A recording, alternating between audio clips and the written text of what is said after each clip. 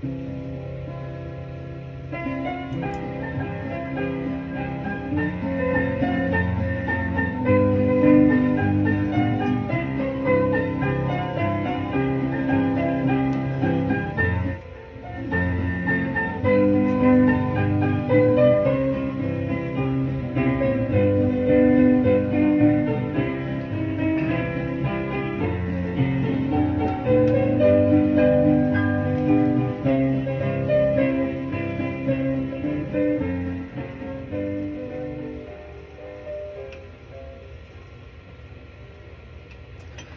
ga ik door mij zullen. Dit is mei de 10e van Grachten. En morgen is Mutterstag. Wir wünschen onze Mamas, Großmamas, Urgroßmamas, Schwiegermamas, onze Frühes, de beste Mutterstag, wat het ons gegeven heeft. Wo wir de Welt zijn onjunt. Wo wir von Gott in de Leib weten. Wat van de Welt wird het zijn onmamas, nicht? Dat wird vielleicht nur Schwien sein, wer weiß. Gott ist sehen zu Ihnen. Wir wollen von der dann gehen, dann das Buch Jona, Kapitel 1.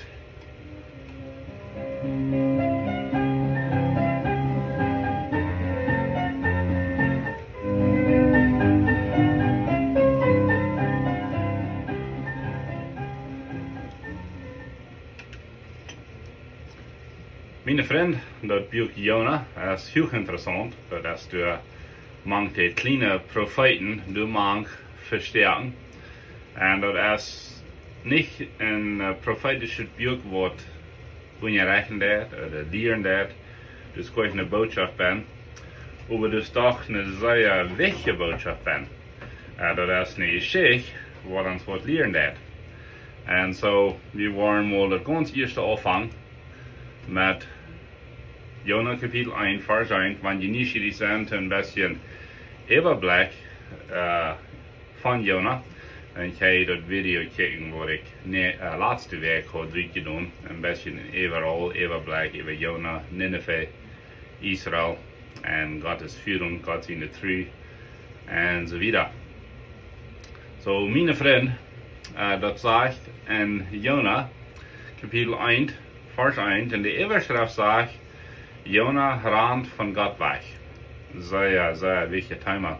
Dat zegt het woord van God kwam naar Jona, de zoon van Amittai, go naar de grote stad Nineveh en predik jeng end, wegen der sind, als ver mij kom. Uba, en hier is het woord Uba Jona ran weg van God en ging naar Tarsus. En wat interessant weer, Nineveh weer im Westen en wo ran Jona han? Hij ran Osten. Hij ging naar Joppa, wo hij een schepvond wat Joppa wil schepen. Hij betoelt zijn reis en hij ging op en op schepen op naar Tarsus, omdat hij kon van God weggaan, van God fliehen zo te zijn. Over God schickt een grote wind op dat meer op, zodat een zeer grote strenger storm opkwam en dat leidt tot dat schip wordt verbreken. Al die segelmannen hadden angst, hadden een grote furcht en jeder einer schreef te zien God en ze deden sogar ihre Sachen en Männer schmieden, dat het schip wordt leichter worden. Hier waren Jona weer naar ungegaan op een schip, wo hij in een zeer dieper sloep weer. Der Kapitän kam nach ihm und sagte, wo kannst die schlupen? Steh ab, roep te dien Gott, vielleicht wird er uns erwarten, er wird sich erbarmen über uns, sodass wir nicht verdorben. Wir wollen das durchloten von Jona 1, Vers 1, der Kapitel 6. Und dann das nächste Mal wieder mehr davon. Well, was habe ich hier für eine Geschichte? Waar we gewoon bekijken wat meint de naam Jona. Weet je, in de schrift hat de naam is aan een grote bediening. De naam Jona, dat meint een duif. Tom, Mark, einer wird bleiben gehorsam, ne? Een duif kan ze gebruiken zum Messages wiederbringen, zum schmacken Duven merken und so wieder, verkarben und so wieder. Und dann sagt er, das wird interessant, hij wird de Zoon van Amittai. En Amittai bedient dat woord. Dat bedient de Zoon van mijn Treuheid. Oder der Sinn von Gehorsam. Ist nicht interessant? Das wie Jona sein Papa, seine Papa. Und so Gott gab ihm einen Befehl, und der Prophet hat wir Gott sein Mühl zu Israel, zu der Welt. Propheten hatten alle Titen eine Botschaft, und die Botschaften kann ich von der noch lesen. Das wären gewöhnlich Warnungen, und Deutschen bekehren war nicht, da wird das Übel, das schleitet abgehen kommen. Nu kreeg Jona direkt ein Wort von Gott, und das wir nicht für Israel. Das wir für Israel der geradste Feind, der Hauptstadt Nineveh, das wir die Hauptstadt über das Land Assyrien, und die haben noch viel Krieg gemerkt gegen Israel. Luther war wir an, dass das Land Assyrien, wat noch gegen die 10 Stamm Israel kommt, und nehmen die alle mit, und vertilgen ein großer Part von Israel, das bloß Juda und Benjamin noch bleiben wird. Nu sagt Gott zu Jona, geh in die Stadt Nineveh, die große Stadt, predigt gegen die, oder predigt zu die, wegen der Sinn, das vor mir kommt. Das zeigt euch was von der Sinn, und man kann sich verschiedene deutlich merken. Eine große Stadt von vielleicht 100.000 Einwohnern, zu der Zeit wird das eine sehr große Stadt. Wo trieben seine Menschen nicht alles für Sinn oder Schweinerien. Aber Gott hat ein warmes Herzen übereint. Wir würden vielleicht gedacht haben, Leute alle vertilgen, Leute alle weich, sie haben ihre wohl gemerkt, nicht? Aber Gott ist ein Gott von warmem Herzen, von Gnade, von Leib, und er sagt diesen Jona durch an. Und das ist interessant, 14 Vers 3 sagt dort, Jona ging den anderen Weg. So, Nineveh, wir Westen von Israel, und Jona steigt dort im Osten dann nach dem Meer. Das ist interessant, dass er sagt, er will von Gott wegrennen. Er wird vielleicht auch sollt Psalm 139 gelesen haben, wegen dass wir weit für seine Zeit, wo der Psalmist geschrieben hat, Gott, wenn ich von dir weg will, wo kann ich mich verstehen? Du bist alle Wege. Geh ich in der Luft, du bist du. Geh ich in die tiefste Hölle, nicht der Hall, aber eine Hölle, es ist ein Cave, dann bist du da. Kijk nun, wo ich sein, du hast ihn jetzt mit mir und bei mir. Aber Jona dachte so, ich war nicht in Nineveh. Ich hatte einen großen Hut für die Menschen. Die haben sich das Evangelium gleich verdient. Jetzt ist noch meist bekannt, nicht? Nicht, dass wir Deutsche bei mir würden so eine Gedanken führen, nicht so? Aber muss Gott an uns fortschaffen, dass das Evangelium ist vor allem. Gott ist nicht gleich als über die ganze Welt. Weil wir können so denken, das ist bloß für uns, oder bloß für unsere kleine Gruppe. Das ist nicht Gott sein Will. So Jona wird Hand weiten, von Gott kannst nicht wegrennen, aber das sagt, hey, ran weg von Gott. Auf Englisch sagen wir, he fled from God, das ist bosig, no? Ich sie weg. Hey, wir eingehorsam.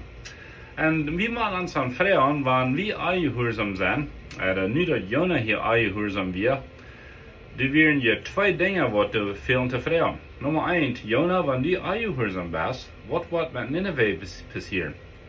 Well, 100.000 Menschen waren nicht erhalten, die waren verloren sein. Aber noch eine Frage, Jona, wenn du eingehorsam bist, was passiert mit dir? Well, du wirst nicht mehr eine Gemeinschaft haben mit Gott. Du hast eine Vers im Alten Testament, das sagt, dass der Sinn, der uns Tran von Gott. Ich sage nicht, dass Sinn uns verdammt hat, das sagt bloß, dass Tran der Gemeinschaft. Lass mal einwarten, wenn die Sinn dich hast, das spürt sich so leidig, das spürt sich das von Gott so weit auf ist. Das wird der Sinn dat, das wird der Eingehorsam dat. So Jona hat so gehorsam sein, dass er Frieden und Freiheit hat im Leben, und dass die Nineviten, die Menschen von Nineveh, dort auch würden haben können, das Evangelium hier. Und je weten, was das Wort Evangelium bedient, nicht? Das bedient Good News, gute Neuigkeiten. Was ist die gute Neuigkeiten? Das ist ein barmherziger Gott, das ist ein Gott, der auch alles gemerkt. Nu kann wir sein, der hat seinen einzigen Sohn geschickt, der ist gestorben für unsere Sinn, hat er betont, er ist abgestoßen. Er ist nicht bei der rechten Hand Gottes und der hat Verwert für uns. Das ist doch nicht die beste Neuigkeiten, was die Welt jemals gehört hat. Was passiert hier? Das wie im Alten Testament. Und Gott hat das Eingehorsam betonen, sozusagen. Nu im Neuen Testament sagt Gott, er wird nicht mehr so handeln. Er wird nicht mehr, sogar im Alten Testament, er wird nicht mehr eine Sinnflut checken über die ganze Welt, wenn das wir zugrafen. Und nu im Neuen Testament hat Jesus die Schuld auf sich genommen. So wenn die eingehorsam sind, Dat wordt dan niet een grote storm geven, een grote blitz, dat die wordt meest doodgedoen. Maar dit weer im Oude Testament, wo Gott voets direkt met Jonah handen daar en schickt een storm op dat meer, wenn dat sagt, Jonah hat sich ein Ticket gekauft auf dem Schiff zum Außenfliegen naar de stad Joppa. Nu heb ik vergeten, wie dat de stad Joppa, dat is waar hij dat ticket kopen deed, heb je weg naar Tarsus. Nu hebben we dat klaar, heb je weg naar Tarsus.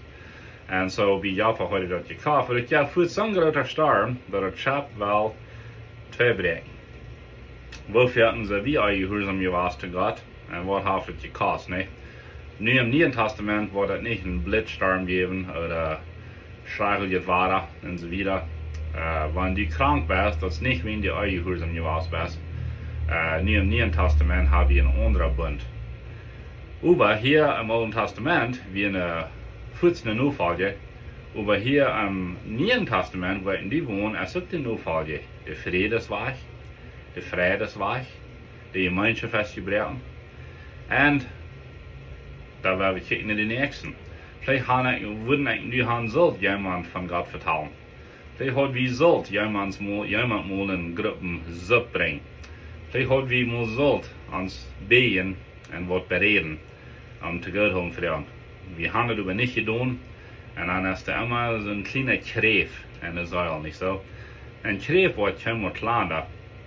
Kreef wordt immer geraten, weil wir gehorsam zijn, zodat we worden de Segen krijgen van gehorsam. Dus een Segen en gehorsam zijn. Wat moet de Segen zijn? De Vredesvrij, de Vredesvrij. En sogar die Körper kan gezonder worden, wegen de meer vrede en vrede is. Weet je, een mens wat zich schwaar merkt, is gewoon niet krank. Weet je wat nog passiert? Een mens wat zich schwaar merkt, der wil verder bloß schlupen. Dat is wat Jonah hier deed. De grootste storm, wat deze mannen jemals beleefd hadden, en dit weer een ervarende mannen, schapsmannen op dit schap, en die hadden angst. Wat voor storm moet dat geweest zijn? En woest Jonah, hij is in hem schap en hij slaapt. Wat weer dat? Dat weer zijn nerven. Hij wil van dit alle vergeten. En wessen die gaan de buddel te vergeten, anderen gaan de palm te vergeten, anderen kijken vielleicht movies te vergeten. En er zijn wessen die sloepen dan bloß. Dat doen we die in de nerven eingesteld zijn. Dit wie einer wat er bloß sloepen wil. Wegen hij weer eigen gehoorzaam gewas. Nu wordt hem abgewagt. Du, wir roepen alle naar ons Gott. En deze mannen kennen gleich den Gott von Israel. Die kennen gleich unseren Gott. Aber die roepen naar Gott met schrien, vielleicht met Opfer. En nu komt de kapitein en wat slaapst du hier? Wel, Jonah wil van alles vergeten. Hij weer moedloos geworden. Het leven weer sogar levenssoort. En wak op, stoor op, roep te dien God. Vielleicht wat die ons erbarmen geven. En later waar we aan die tijd, waar we nächstes Mal van vertellen. Zum Schluss, gehoorzaam is beter als Opfer, sagt Samuel zu König Saul. Weet je, de koning Saul, die had een bevel gekregen, dat hij zal terugmerken tegen een land en die ons vertelt je. Nu hield hij dat geld en dat rijkdom, dat hield hij voor zich en voor zijn mensen.